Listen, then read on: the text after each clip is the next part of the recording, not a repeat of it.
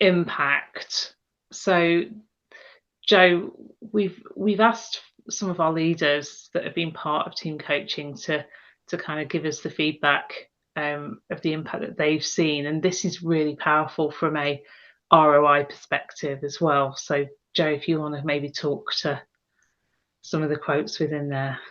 Yeah, I mean, I'll sort of let sort of people read them, but I think, this is them verbatim. We, as part of this program, but also we do anyway at the end of each, as the program concludes, invite the team to come back with their thoughts and also the leader in terms of where they felt the team was moving to. Um, I think one of the areas here is I strongly believe that psychological safety is absolutely kind of critical for any team development, and I do quite a lot of work around the team in that space throughout all the program. So it's sort of heartening to see how that sort of psychological safety created pivot points for the teams that we've been working with. And I think, it just kind of speaks to what we know, which the workplace in many ways has a mask to it.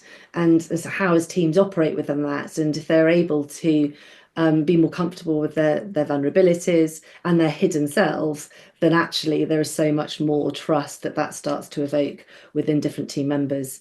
I think also, again, trying to assimilate new team members can be quite complicated and quite time consuming. And I think this process has really enabled them to find ways of fast tracking that so that they kind of go back to, yes, forming because they've got new team members, but they are able to use a lot of the coaching tools and language that they've gone through to really help them accelerate the team's development back to a place of norming and performing. And that really spending also more time with each other and understanding where they are at and that well-being check-in that they spoke about in one of the teams, which they're doing weekly now, and how that is impacting the team. So I think, this is just some examples of the team and sort of feedback. But Caroline, I'd be really interested to sort of understand what you have observed, maybe from a more systemic level within the organisation. Yeah, I think now we've had three like decent sized teams through it, and the shared language and the shared experience. So while each cohort's had its discrete approach in terms of how it's got there, there is this almost a nod as you walk down the corridors amongst the teams that yeah, we've had some of the same.